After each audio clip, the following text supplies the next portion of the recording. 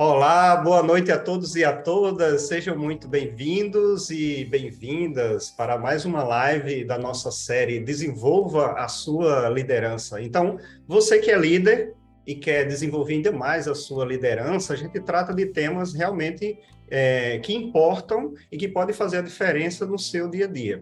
Também para você que quer desenvolver para se tornar um líder, para alcançar um novo patamar na sua carreira, em todo esse desafio e complexidade que é lidar com o ser humano, lidar com a equipe, lidar com as pessoas e com todo o sistema que envolve uma empresa, uma organização ou um grupo de pessoas.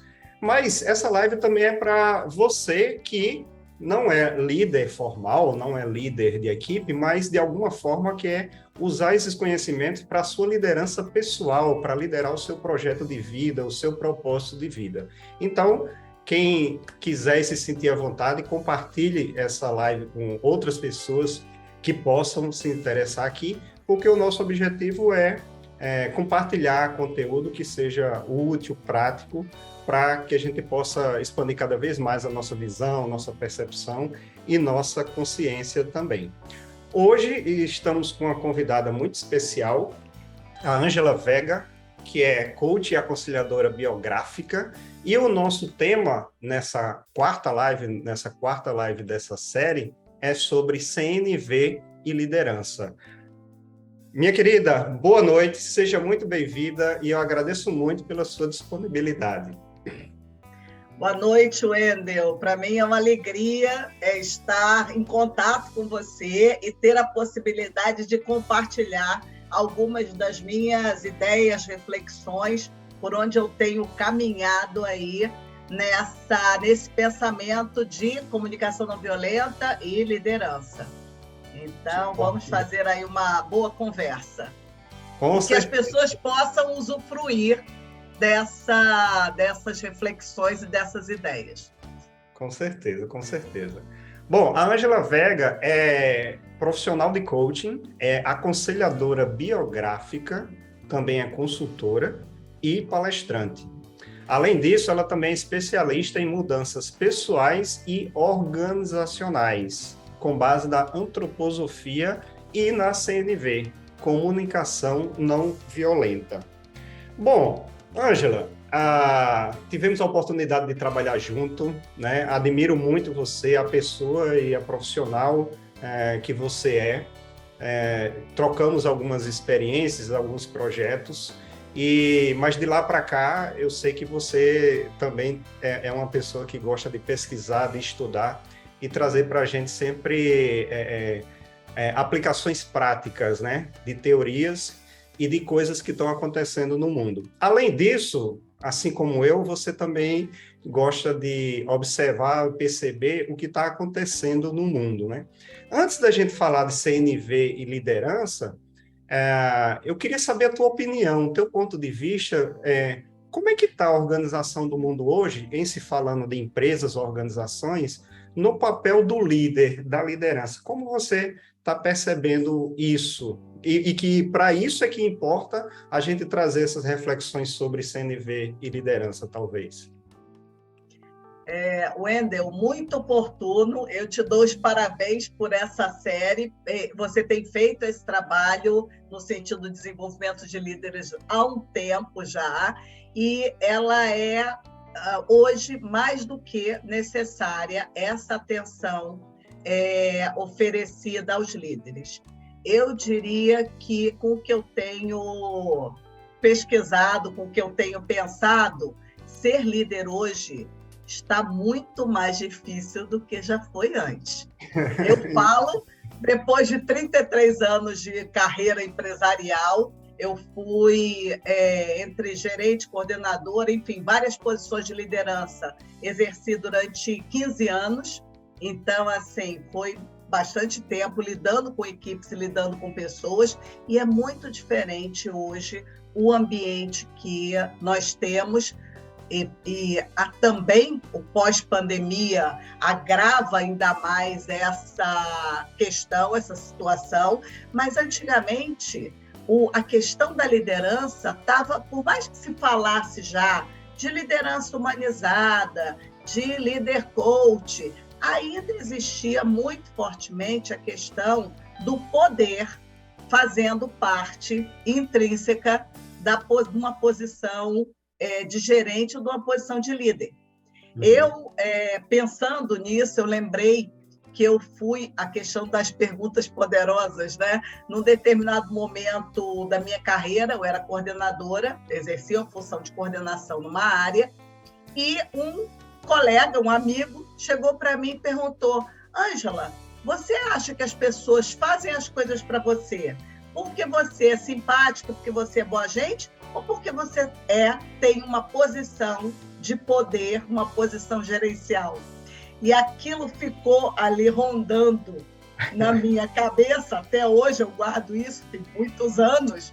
Por quê? Porque naquele tempo, por mais que você pudesse ter uma visão de ser uma pessoa aberta, de envolver, de estimular as outras pessoas da tua equipe ou para os projetos em que você participava, existia esse peso ainda de um respeito, dentro de uma organização que tem o peso do comando e controle. Então, isso era um pouco mais, eu diria, facilitado. Hoje, as pessoas, e principalmente depois da pandemia, porque a pandemia nos colocou em contato com o inexorável, que é a questão da morte. Então, assim, quem não perdeu amigos, parentes, pessoas próximas, conhecidos. Então, assim, esse contato direto fez muitas pessoas repensarem a própria vida.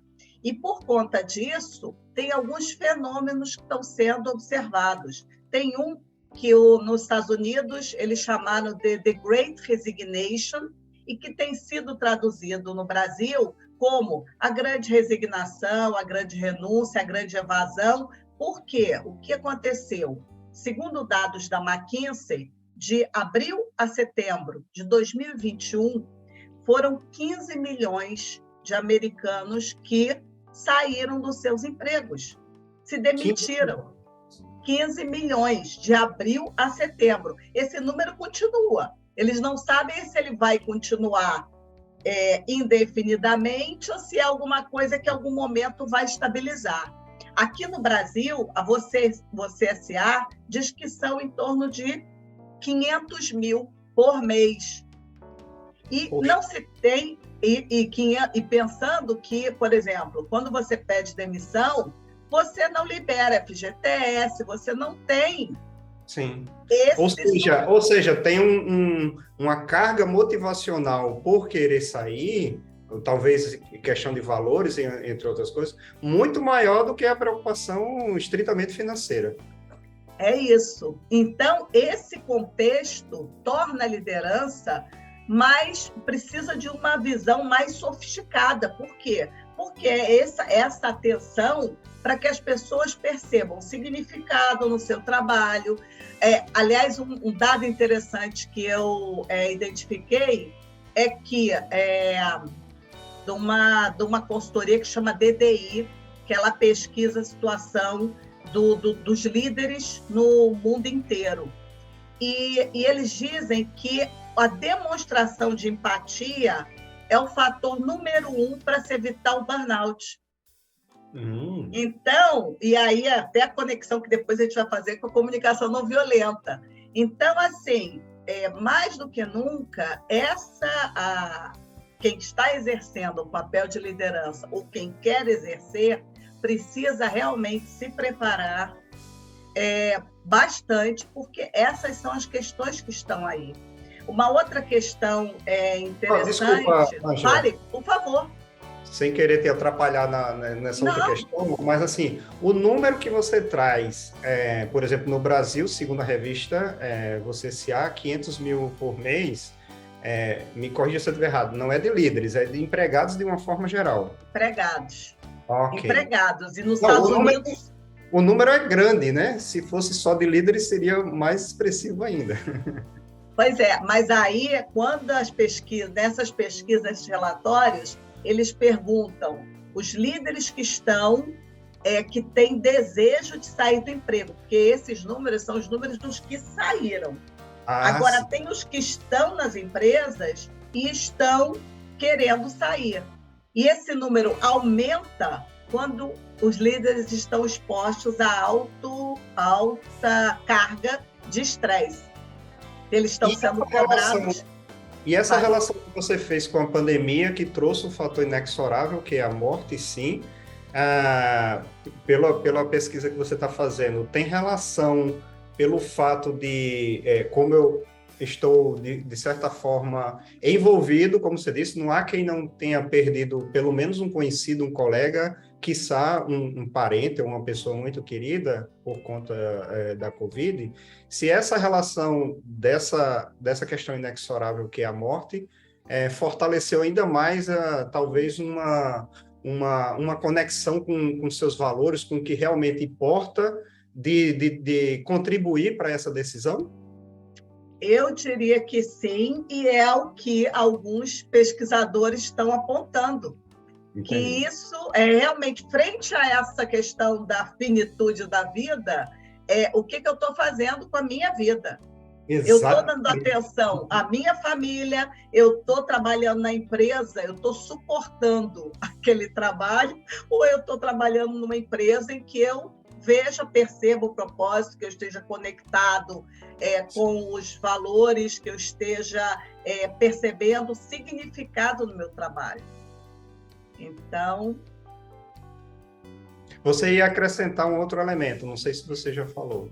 E acrescentar a questão da infelicidade, que isso também tem uma pesquisa que o Gallup fez, aliás, o livro ainda não foi lançado no Brasil, mas o John Clifton, acho que o nome é esse, que é o CEO da Gallup, ele lançou um livro chamado The Blind Spot, que seria traduzido Ponto Cego, e nesse livro ele analisa a questão da infelicidade crescente, que ele diz que as empresas não estão cuidando, elas estão usando as métricas erradas e não vão conseguir reter os empregados.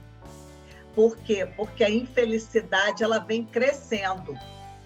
E aí a infelicidade, ele diz que não é uma questão só da Covid, que já tem uns 10 anos, ela, vamos lá, na medida deles, ela passou de 24 pontos, digamos assim, em 2006, para 33 pontos em 2021.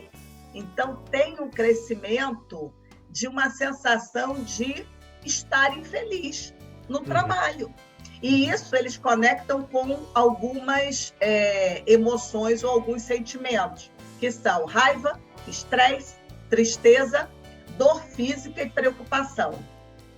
E aí, assim, quando você olha para isso, eu olhando para esses dados e pensando na posição da liderança, é dureza e é desafiador. Eu passo a ter até um olhar compassivo, exerço a minha compaixão, porque estar numa posição dessas, por mais que você seja remunerado, tenha status, etc., você tem uma responsabilidade enorme e você pode fazer a diferença na vida das pessoas. Ângela, 2020, alguns meses depois que a gente já estava no lockdown, né, no isolamento social por conta da pandemia, eu escrevi um artigo, na verdade um pensamento, uma reflexão sobre a pandemia, sobre o que a gente estava vivendo, está lá no meu site, inclusive, e falando que, bom, pelo menos de acordo com a minha visão limitada, eu acreditava que tudo que estava acontecendo, que a gente não tinha nem ideia para onde ia, mas a gente que trabalha com desenvolvimento humano, de alguma forma, eu pensei que o que eu comentei no artigo é que, inevitavelmente, isso ia gerar uma mudança de perspectiva, de visão, de reflexão em muita gente. Claro que eu também não sou inocente de achar que isso ia mudar a humanidade de uma forma ética, moral, mais espiritualizada. Não pensei nisso de forma nenhuma. Mas eu tinha certeza que para algumas pessoas, ou talvez para muitas, iria gerar um impacto de, talvez, de reavaliação, digamos assim, da vida, dos valores e até de prioridades também. Então, eu acredito que tudo que você está falando faz muito sentido para mim também. Também concordo que isso não começou com a pandemia, eu acho que isso já vem acontecendo, né, de uma forma ou de outra, talvez de uma forma mais discreta ou menos visível. E a pandemia, como várias coisas, ela trouxe à tona, né, o que estava ali para emergir, ou já emergindo, ela trouxe à tona de uma forma muito mais rápida, né? E nós que trabalhamos com desenvolvimento humano, vem essa preocupação também, que a gente sabe que é um ser humano que está ali na frente, é um ser humano que está à frente de uma empresa, é um ser humano que toma decisão, é um ser humano que está liderando equipes, né? E você falou de livro, agora eu queria chamar a atenção para o seu livro, né?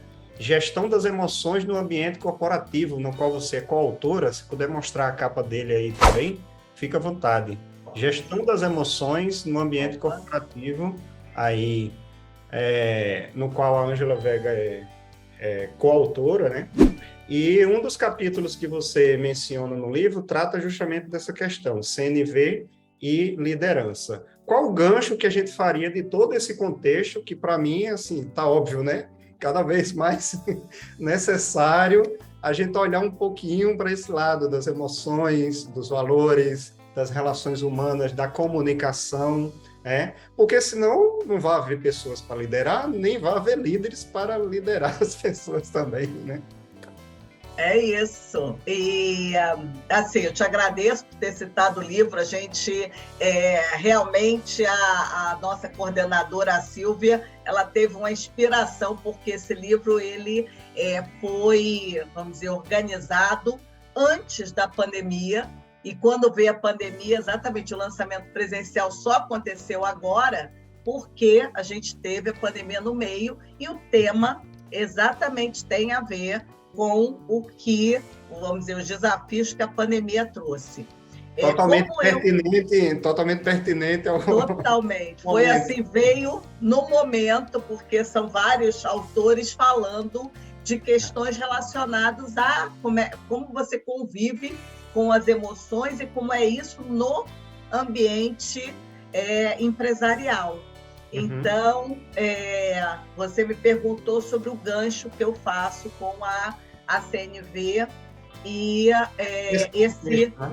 esse contexto. Primeiro, eu gostaria de falar um pouco sobre comunicação não violenta. Claro. Porque, por mais que às vezes eu fique pensando, mas todo mundo já conhece. Às vezes não. Isso, curiosamente, quando eu comecei a fazer as oficinas e os trabalhos usando comunicação não violenta na empresa em que nós trabalhávamos, também existia essa coisa de as pessoas, quando eu perguntava, as pessoas não conheciam. Agora, depois que você conhece, você passa a enxergar, vamos dizer, coisas relacionadas à CNV. Então, assim, a CNV ela foi desenvolvida pelo psicólogo americano Marshall Rosenberg.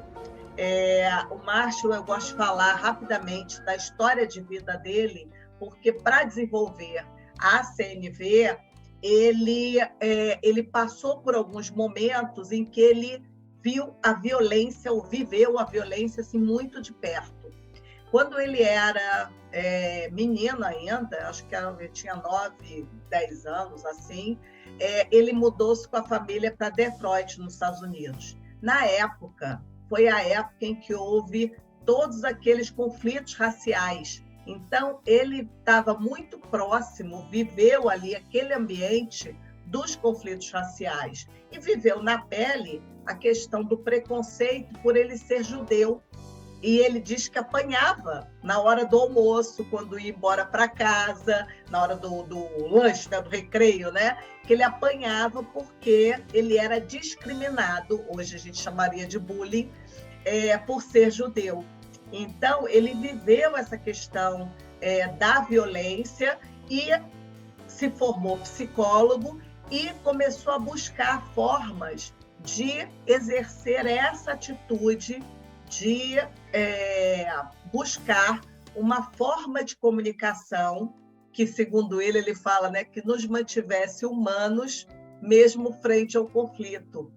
E ele, por conta dessa busca, ele veio desenvolvendo esse método, e eu digo que, assim, diferente de algumas metodologias que a gente vê elas serem desenvolvidas e depois elas são aplicadas, o Marshall Rosenberg aplicou esse conceito da comunicação não violenta nos Estados Unidos, em escolas, em periferia, em grupos, aplicou nas Irlandas, na questão católica protestante, ele aplicou para conflitos entre judeus e palestinos, sérvios e croatas. Então, assim, ele veio aplicando isso no mundo todo e nos anos 2000, ele nasceu nos anos 1930, nos anos 2000 é que ele escreveu o livro o Comunicação Não Violenta, que é o tradicional livro dele. Então, nessa época que ele escreveu, consolidando essa metodologia. E o que é essa metodologia, esse método, que, aliás, cabe dizer também que ela foi inspirada muito, por que ela chama comunicação não violenta? Porque ela foi inspirada no Gandhi, que fez todo aquele movimento de libertação da Índia em relação à Inglaterra, usando esse termo de comunicação não violenta. Então, assim, ele usou esse termo. E o que é, na essência, a CNV? Ela vamos dizer, ela se compõe de 2 partes e 4 componentes. O que são as 2 partes? As 2 partes são empatia e honestidade. Ouvir com empatia e expressar-se com honestidade. 4 componentes: observações, sentimentos, necessidades e pedidos. Você tem alguma coisa para vocês saírem com essa visão do que é a CNV? Vamos dizer, no resumo, na essência, é isso. 2 componentes, empatia, 2 partes, empatia e honestidade, e 4 componentes: observações, sentimentos, necessidades e pedido. Então, a CNV, e aí, como eu já até falei, da empatia, essa questão da honestidade, da empatia, elas vão fazer ali, vão trazer essa questão de um olhar mais humano. Então, vamos dizer, se eu pensar que para essas 2 partes, os 4 componentes, eles vão estar mediados, eu vou expressar as minhas observações com honestidade, eu vou expressar os meus sentimentos, as minhas necessidades, os meus pedidos com honestidade. E eu vou ouvir o outro, as observações dele, os sentimentos, as necessidades, os pedidos, com empatia. Então, isso eu diria que é a base da CNV. Agora, se você me perguntar nos componentes, o que é, assim, essencial, ou o que vai fazer a diferença quando eu uso uma observação usando a CNV ou uma observação usando a comunicação normal. Aliás, eu digo que a questão da comunicação é o que estabelece os nossos vínculos. Claro. Porque as relações sem comunicação não tem como. E antes até de eu entrar nisso, eu quero deixar aqui colocado que, até nas palavras do Marshall, CNV, comunicação não violenta, é pacífica, mas não é passiva. Porque, às vezes, as pessoas escutam falar de CNV e acham que é baixar a cabeça e dizer que está tudo bem e aceitar tudo. CNV não é evitar o conflito. Não. Né? Se o conflito for necessário, eu estou falando um conflito de debate, um conflito de ideias. CNV não é evitar um conflito, porque muita gente diz assim, eu também trabalho, né, com CNV, E estou gostando muito da sua explicação, mas muita gente acha que aquela questão assim, eu não vou discutir não, deixa para lá, não, mas se você fica incomodado com algo que acha que é importante dizer e não consegue dizer, isso nas suas relações pessoais ou profissionais, né? Você está com algo incomodado e não consegue dizer simplesmente com essa ideia de evitar o conflito, não, porque a CNV, como a própria Angela está trazendo, traz essa questão de você ser autêntico também, porém com respeito. Respeito às suas necessidades e à necessidade do outro. Por isso que ela falou dessas duas partes. Empatia e honestidade. Eu tenho empatia comigo, com o que eu estou sentindo, porque eu estou incomodado, tenho empatia com o outro, mas também tenho honestidade comigo, ser realista com o que eu estou discutindo, isso tem tudo a ver com autoconhecimento, e honestidade também para o outro, né? É isso mesmo, Angela?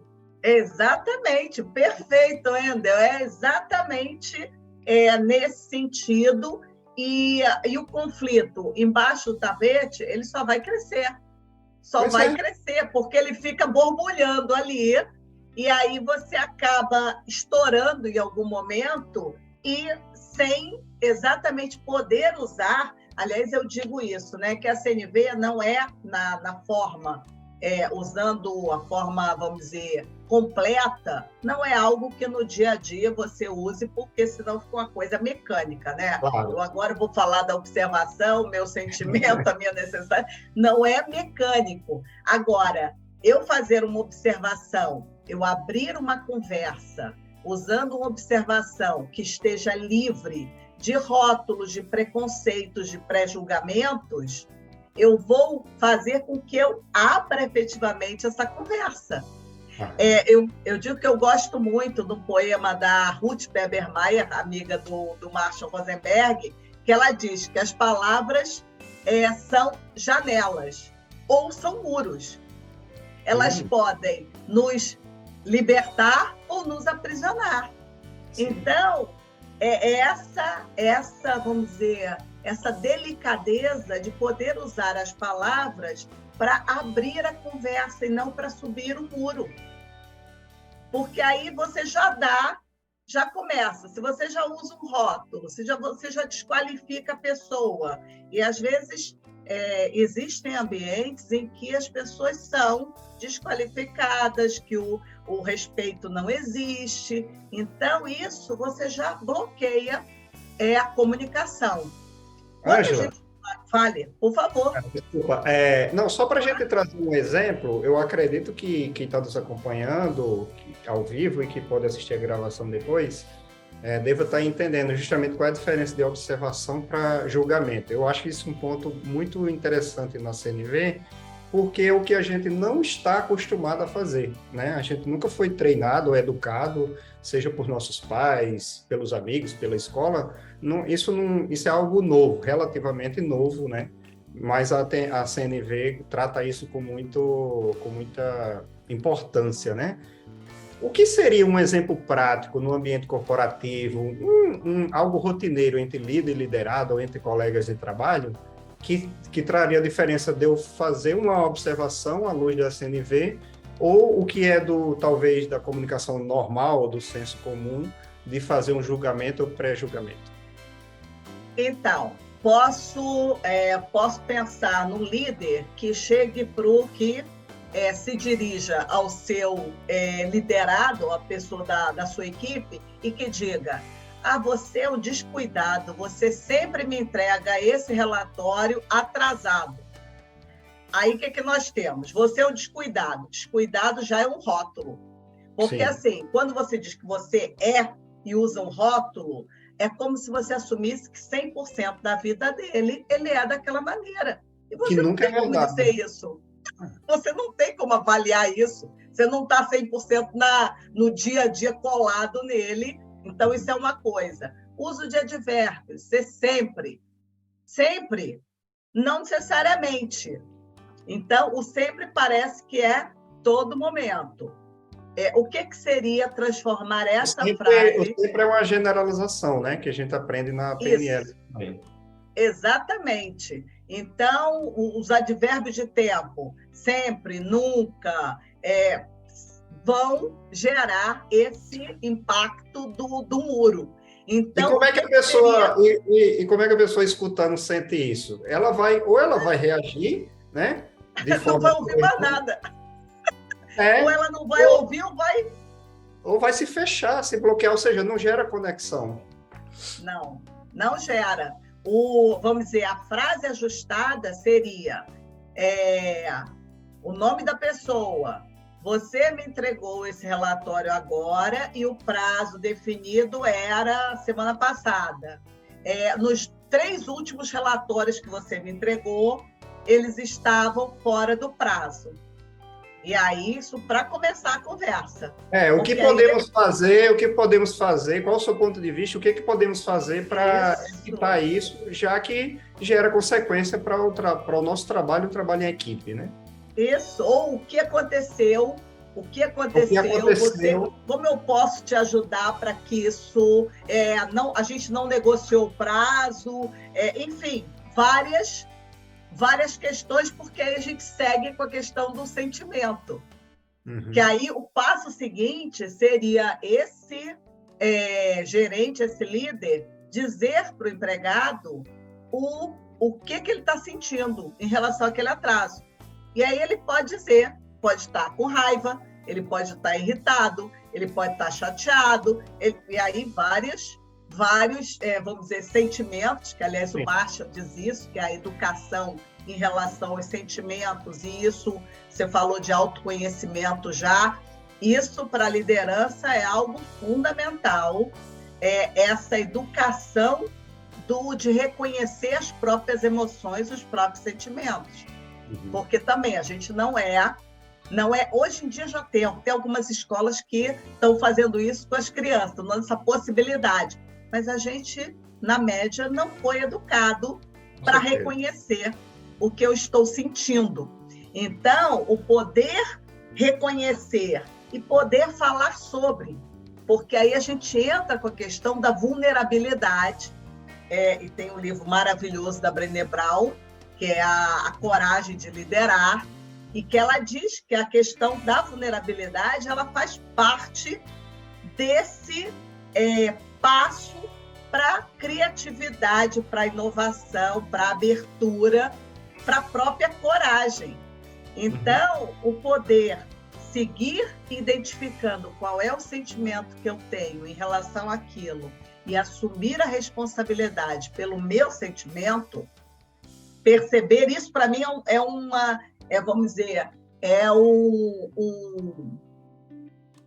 meu Deus, a pedra de toque, o clique da CNV, que é perceber que os outros podem ser o gatilho, mas não a razão dos meus sentimentos. Exatamente. Eu acho que isso daí também é fundamental na CNV.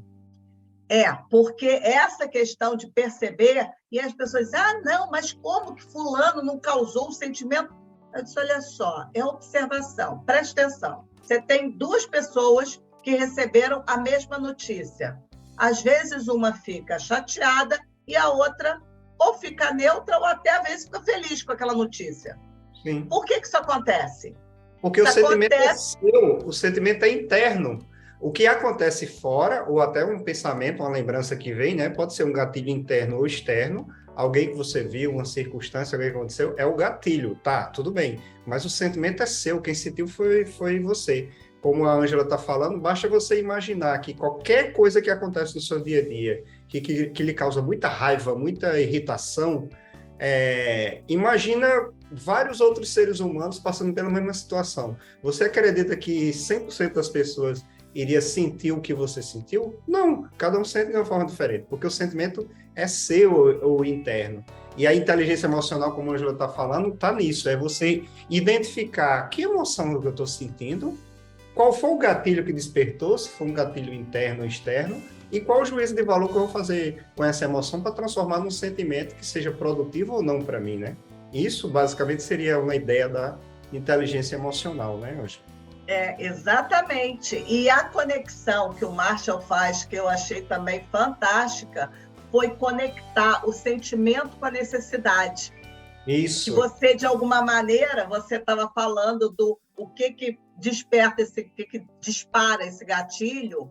E o Marshall, ele traz essa questão de que as nossas necessidades atendidas ou não atendidas, elas fazem disparar aqueles sentimentos. Então, essa conexão de perceber qual é a minha necessidade que não está satisfeita, seja a necessidade, e aí também é interessante, porque, para mim, esse meio entre a observação e o pedido, esse meio sentimento e necessidade, é o que exatamente faz a conexão de coração para coração no ser humano, dos seres humanos. Então, quer dizer que se alguém fez alguma coisa e eu fiquei com raiva, eu já posso agora, a partir de agora, começar a refletir sobre isso, que não é aquela pessoa que me causou a raiva, mas alguma coisa que ela fez ou disse foi um gatilho que despertou uma raiva, que a raiva é minha, não é do outro, né? A raiva é minha. E essa raiva eu estou sentindo porque eu tive uma necessidade que não foi atendida, talvez. Sei lá, uma necessidade de reconhecimento, uma necessidade de pertencimento, uma necessidade de amor, uma necessidade de valorização, várias necessidades que a CNV e o Marshall coloca uma lista enorme de sentimentos e necessidades justamente para a gente ir se educando em cima disso. Só que quando você reconhece essa necessidade, você vai começar a perceber que essa necessidade é uma necessidade humana. Se é uma necessidade humana, o outro, em algum momento na vida, ou até naquele mesmo momento, também está tendo. É isso que a Ângela está falando. No ponto de necessidade, quando você identifica a necessidade humana, você vai se conectar de coração para coração com o outro ser humano, porque o outro, em algum momento na vida, ou até naquele mesmo momento, teve ou está tendo a mesma necessidade. É isso, né? É isso. Exatamente. E assim, aí que está, eu diria, a beleza e essa conexão que é possível pela CNV, porque quando você está expressando o teu sentimento para o outro, você está abrindo seu coração no sentido de que você sabe que ele vai entender. E se você está falando dele, entender, compreender, né, que seria a palavra mais adequada. Sim. Se você está falando, está supondo, às vezes, uma necessidade do outro, você está falando porque você identifica em você.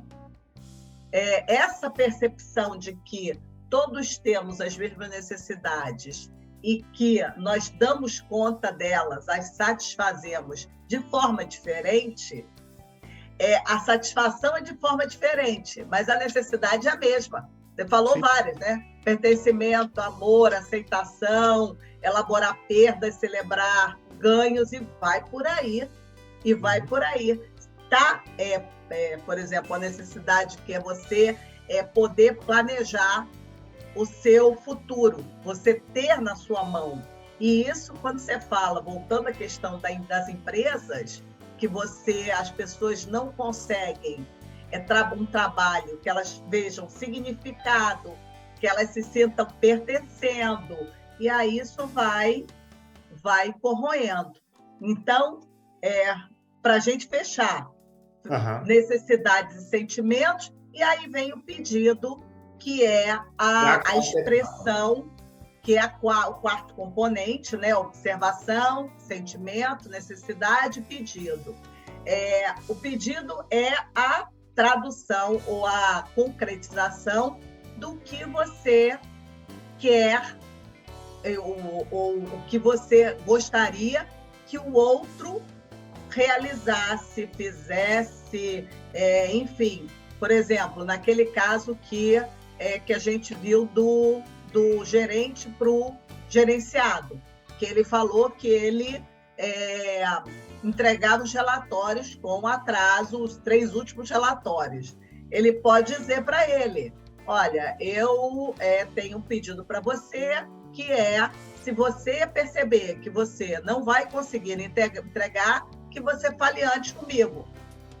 E Perfeito. Aí você pode dizer para eles, o que você acha disso, porque aquela coisa de você, eu não gosto muito do... Você compreendeu o que eu disse? Porque, repete para mim o que eu falei, gente, ninguém é criança. Então, assim, de uma forma mais adulta, é confirmar com o outro de que ele compreendeu o que você pediu e que ele está de acordo. São duas coisas também muito importantes e que eu sempre reforço quando eu falo sobre CNV, porque às vezes você faz pedidos, o pedido fica no vazio e você não sabe no final se você vai receber ou se você não vai receber. E aí, assim, isso dá um desentendimento bárbaro. Nós estamos a 40 minutos da live, então só falta 20 minutos.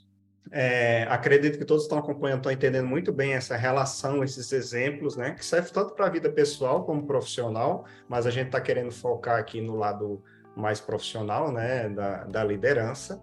Lembrando das duas partes da CNV, empatia e honestidade, isso já faz muita diferença, ajuda a ter mais cuidado e mais autenticidade também com o que a gente sente e como a gente se expressa, trabalhando esses 4 elementos que ela trouxe, né? A observação, sem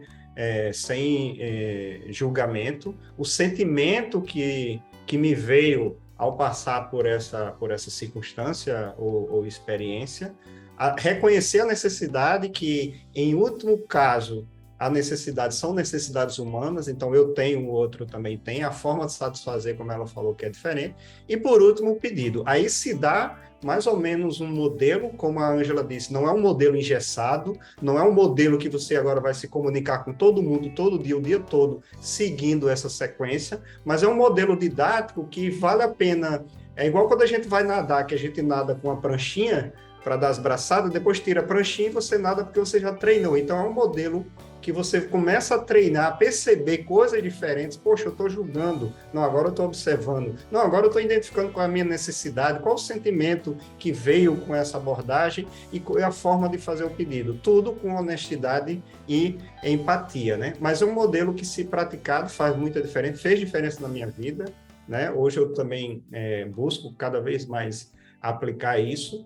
E agora vamos fazer essa relação, que eu acho que a gente já está fazendo o tempo todo, né? Mas que diferença e de que forma a gente pode aplicar isso mais efetivamente na liderança, Ângela? Assim, Wendel, eu vou trazer para você o que eu, vamos dizer, o que eu praticava quando eu fazia desenvolvimento da liderança usando o CNV como base, como uma das bases, para trabalhar relacionamentos.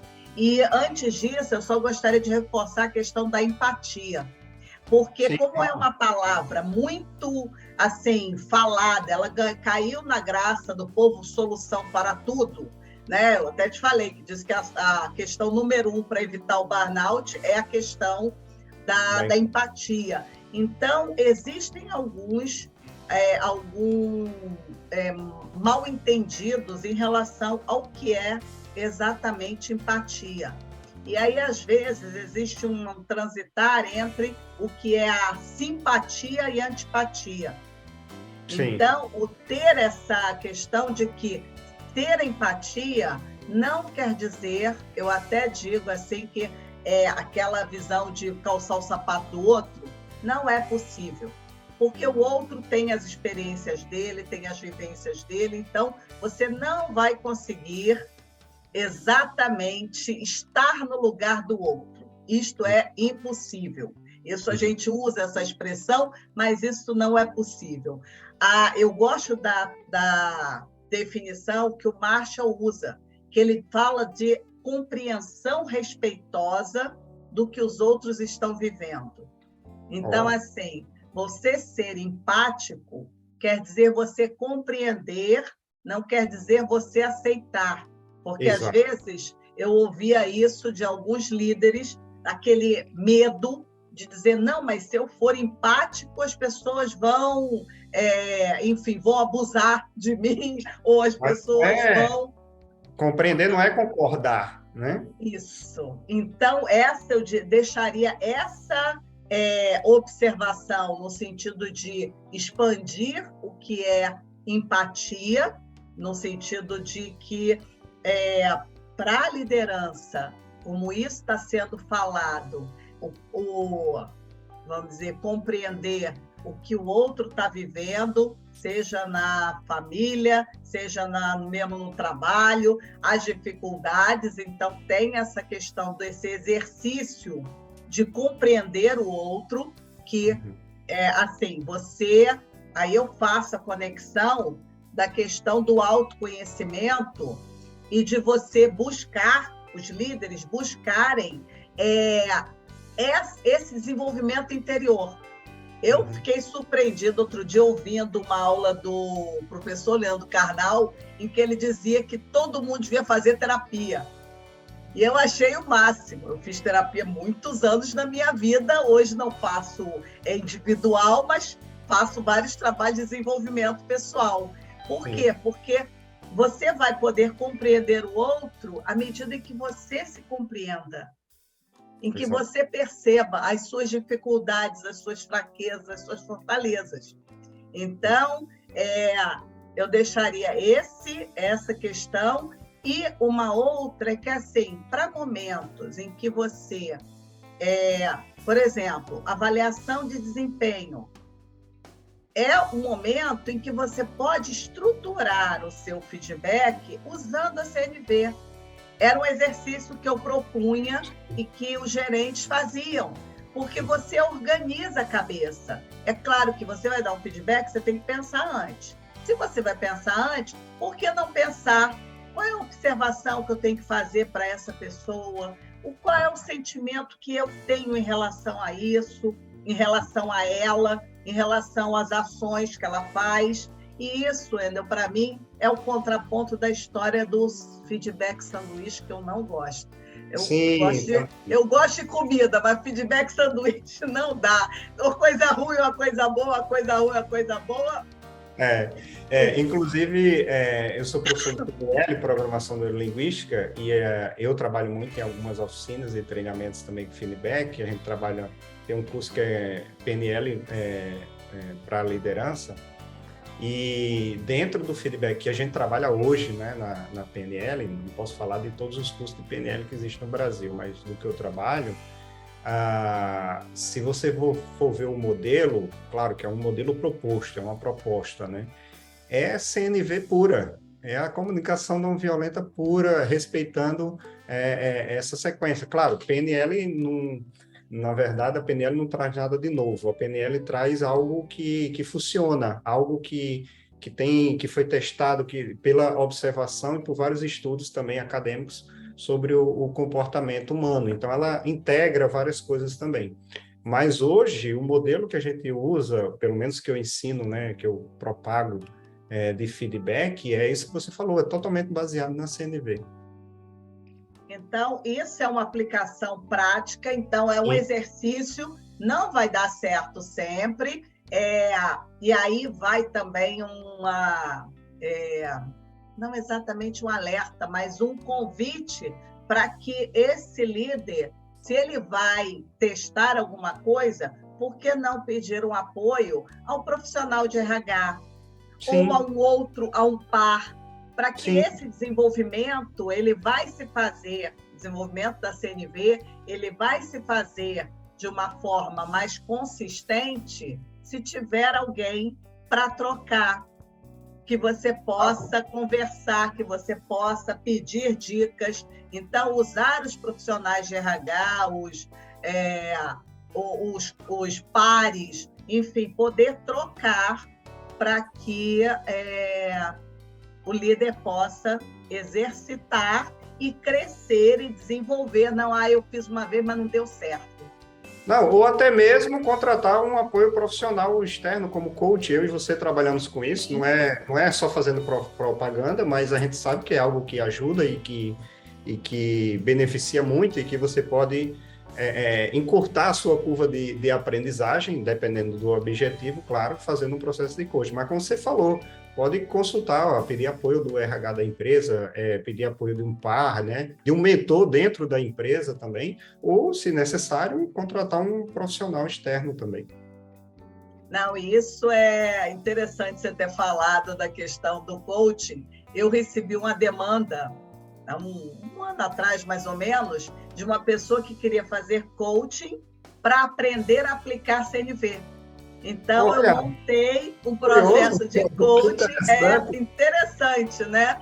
que Eu legal. montei para ela um processo de coaching, usando como base a CNV, e ela ia praticando e tal, foi bem interessante. Ótima, Então, maravilhosa ideia, que legal. Então, querida, falando agora um pouco, como você já falou da aplicação prática, uma delas seria o feedback. Se todo mundo que estiver nos acompanhando e assistindo procurar seguir essas duas partes, esses 4 elementos da CNV, quando você tiver que dar um feedback, olha, feedback é algo assim cada vez mais necessário, né? É muito triste, eu já vi isso acontecer, um funcionário, um empregado, um colaborador, como você queira chamar, passa um ano sem receber feedback. No final, ao longo de um ano, ao final de 12 meses, a pessoa simplesmente é demitida e não sabe por quê. Olha, eu estou falando isso porque eu já acompanhei pessoas nessa situação e, assim, é triste, porque você não sabe nem o que errou, nem o que podia ter feito diferente, nem o que estava bom, nem o que estava a melhorar. Isso não contribui. Hoje se fala muito até em demissão humanizada também, que é você reconhecer. E aí eu sempre digo, você deve passar por isso também, Ângela, que muitas vezes chega gestores para mim, inclusive da empresa que a gente trabalhou, que diz assim, Wendel, eu dou feedback porque eu sou obrigado, mas assim, aqui por dentro é uma energia tão grande, é uma tensão que eu não sei explicar, eu queria ficar mais tranquilo. E claro que eu não vou aqui aprofundar, mas uma coisa que eu estimulo se você dá feedback todo dia, quando chegar na hora de dar aquele feedback mais estruturado, formal da empresa, você não vai sofrer, né? Então, o feedback, o elogio, o reconhecimento, uma crítica de melhoria, um ponto de melhoria aqui, outro ali, seja diariamente, semanalmente, quinzenalmente, mensalmente, não importa. Mas quando você deixa algo fluido, num ambiente seguro e confortável de você também receber feedback, mas não só estimular a receber, mas pedir realmente para os seus colaboradores e equipe, pedir feedback, e essa troca ser rica, quando for no feedback no final do ano, talvez nem tenha nada que acrescentar, porque você já está praticando isso. Então, o que a Ângela está trazendo no momento de feedback, seja formal ou informal, experimenta, coloque em prática, experimenta como é esse modelo proposto pela CNV, que pode fazer a diferença, né? E aí, Wendel, eu diria que esse estresse que às vezes o gerente passa é porque o feedback está ligado a um aumento de salário ou a uma promoção. Então, essa conexão, eu diria que é a conexão nociva, porque é como se aquele feedback determinasse se ele vai ser promovido ou se ele vai receber aumento de salário. Então, assim, eu sou a favor do que você falou, que seja uma coisa sistematicamente feita, e aí, assim, dando até uma outra possibilidade, as conversas, os diálogos, o espaço de ouvir as pessoas e de não só falar, mas de ouvir. O exercitar a empatia ouvindo também é muito bom, porque a gente sabe que a história temos 2 ouvidos e uma boca, mas a boca age por conta dos ouvidos e os líderes às vezes não escutam. Aliás, tem estudos também que falam sobre isso, né? Então, também é o momento de exercitar efetivamente. Você não precisa dizer para as pessoas, agora eu vou exercitar empatia com vocês. Não precisa. Mas senta com as pessoas e diz, olha, queria ouvir ideias sobre esse projeto, ou sobre essa atividade, ou sobre, enfim, e ouvir. Hoje eu recebi um texto associado a Rubem Alves, né? Não sei se não tenho certeza, dizendo assim, tem tanto curso de oratória, eu queria criar um curso de escutatória. Só não sei se vai ter cliente para comprar, mas assim, o texto é fantástico, que ajuda a gente a refletir isso, né? É maravilhoso, vale a pena pesquisar. Dizer o pessoal para pesquisar, e é do Rubem Alves mesmo. É dele. Então pronto, eu não conhecia, eu achei fantástico, né? ele falando sobre oratório e escutatório, o Rubem Alves, eu achei muito interessante dessa importância de estar nesse lugar de saber ouvir, e como a Ângela trouxe, realmente com empatia, que é a compreensão respeitosa, né? Segundo o Marshall. Isso. E assim, até nesse texto, Wendel, ele tem uma parte que ele questiona a questão porque solidariedade não é empatia. Não é que a solidariedade seja ruim, mas solidariedade não é empatia. Solidariedade, você está fazendo alguma coisa para o outro ou pelo outro. Não Sim. é. E aí o Rubem Alves ele fala daquela competição, da competição ou pela, enfim, pela desgraça, pela maior desgraça, verdade, né? Verdade, que ele verdade. fala, né? Não, mas comigo foi pior, não, comigo foi pior. Isso, exatamente, você não está sendo empático. Se alguém te conta alguma coisa e você diz, não, mas comigo, ou se você quiser dar um conselho, aconselhar não é empatia. Então, essa coisa de desmisturar, esse texto é muito bom, vale a pena o pessoal procurar. Tem um vídeo que viralizou na internet, não sei se você concorda, se você já viu também, com a voz da Brené Brown, que é uma animação falando justamente a diferença do que é simpatia e empatia, né? De uns animaizinhos na floresta, e não sei se você já viu. Muito bom. Você pode colocar, eu acho que vale a pena colocar, ou a gente põe nos comentários da live, colocar esse vídeo da Brené Brown é ótimo, com certeza tem lá a girafa e uma... É verdade, uma zebra, não tenho certeza, mas que são inclusive elementos, né, de que o Marshall, eu lembro de que ele faz muito workshop usando bonecos justamente de girafa e zebra, simulando diálogos para mostrar exemplos de como funciona a CNV. Esse é a girafa e o chacal. Girafa e o chacal. A girafa e o chacal. Perfeito, isso mesmo. São os dois animais que ele usava. Perfeito. Querida, é o seguinte, estamos chegando ao final, mas ainda temos aqui 3 minutos. Queria que você ficasse à vontade para falar alguma coisa a mais, de acrescentar, de estimular que a gente possa, que as pessoas que estão nos acompanhando possam realmente praticar, pegar algum desses elementos, ou todos, começar a colocar em prática, e dessa forma, assim, qual a diferença que você acredita que pode fazer na vida de um líder, usando a CNV?